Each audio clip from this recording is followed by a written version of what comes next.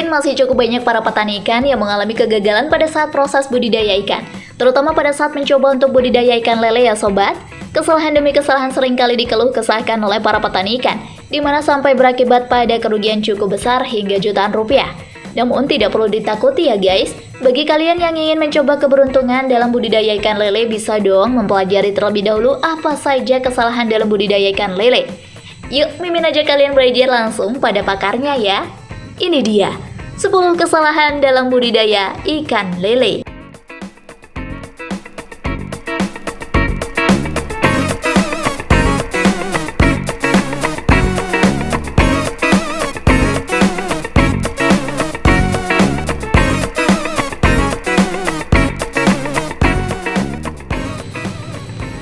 Tidak melakukan pemupukan air.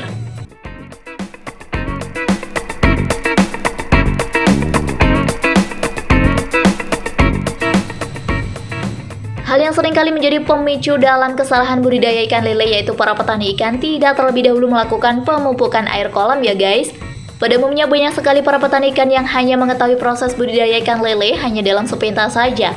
Mungkin mereka hanya menyediakan kolam sebagai media budidaya kemudian menebarkan bibit. Namun setelah lanjut beberapa minggu banyak dari para petani ikan yang mulai bertanya-tanya, kenapa ikannya susah besar? Kenapa kolamnya bau? Kenapa ikannya banyak yang mati? Padahal jika kalian pahami nih sobat, kesalahan yang paling sepele sering kali dilupakan oleh para petani, yaitu tidak melakukan pengendapan air.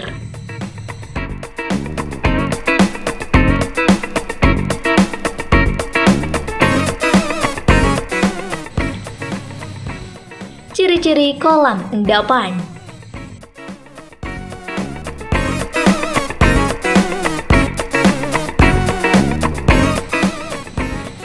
Jika kalian belum paham betul bagaimana cara pemupukan air kolam, bisa kalian cermati dulu perbedaannya.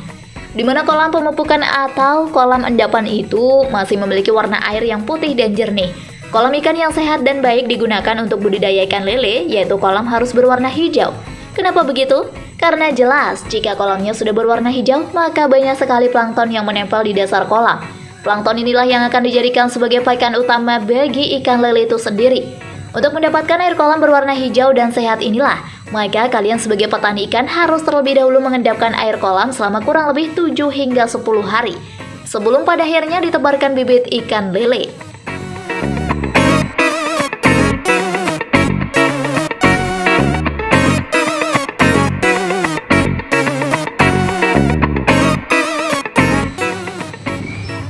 Salah memilih tempat ternak ikan lele.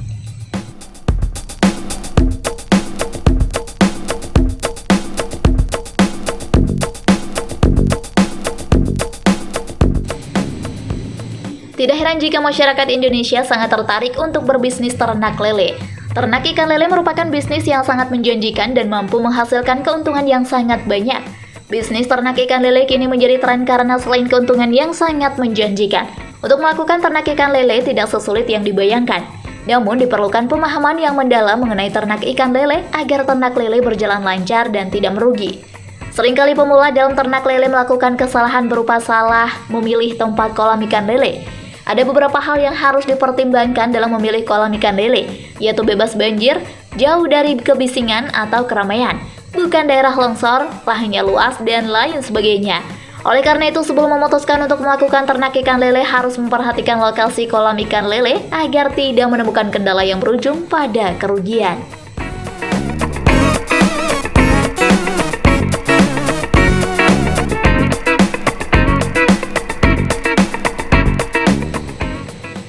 Salah memilih benih ikan lele.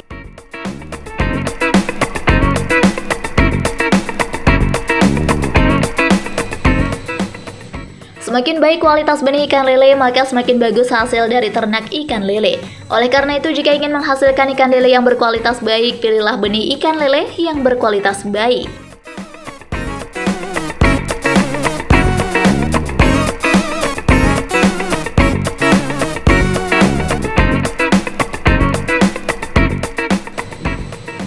Kurang mengetahui tentang probiotik, vitamin, obat untuk ikan lele.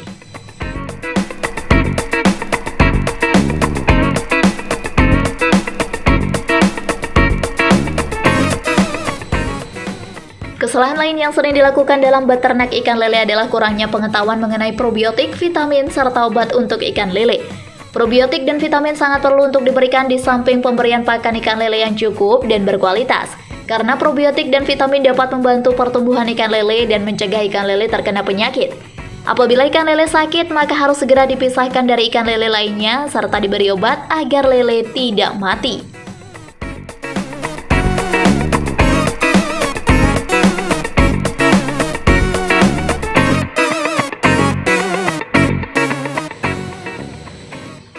Pengelolaan air kolam ikan lele kurang tepat.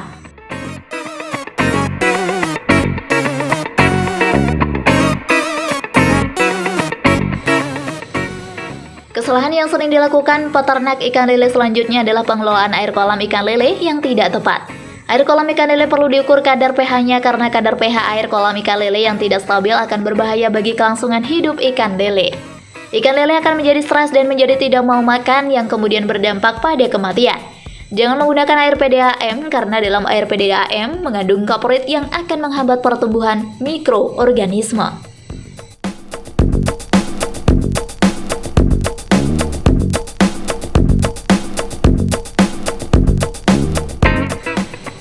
Menyatukan ikan lele besar dengan ikan lele kecil.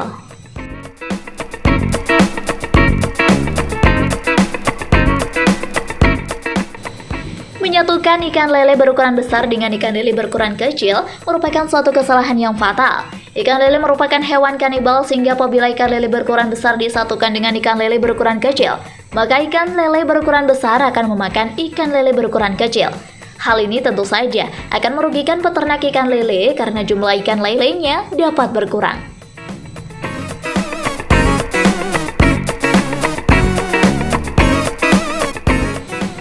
Penyortiran yang terlambat.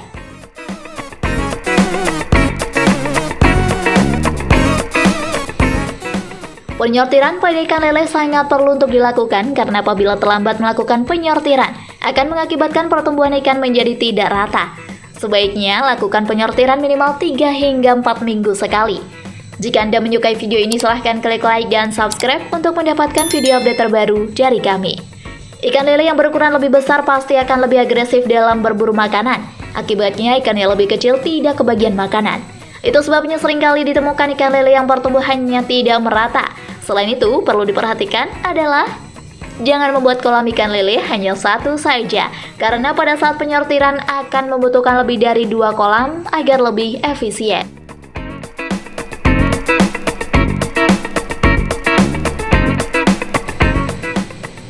Cara pemberian pakan yang salah.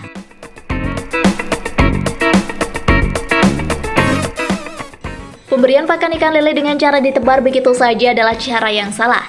Pakan lele gampang sekali mengembang di air, oleh karena itu jangan asal menabur pelet, karena pelet akan mengembang di dalam kolam yang bisa mengakibatkan lele mati dalam keadaan perut membengkak.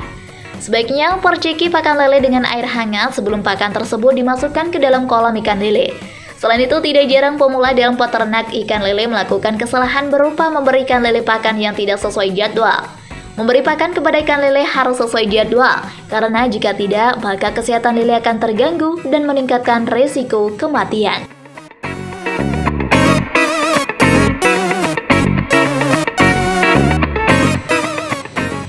Sterilisasi peralatan dan kolam.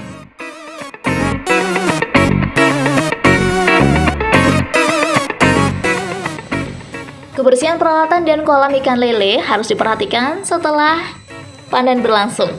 Sebaiknya melakukan treatment pada terpal terlebih dahulu sebelum memasukkan bibit baru, agar apabila ikan lele yang terdahulu memiliki penyakit, maka penyakit tersebut tidak ikut terbawa pada bibit ikan lele yang baru. Peralatan yang digunakan dalam panen ikan lele juga perlu disterilisasi dengan menggunakan alkohol.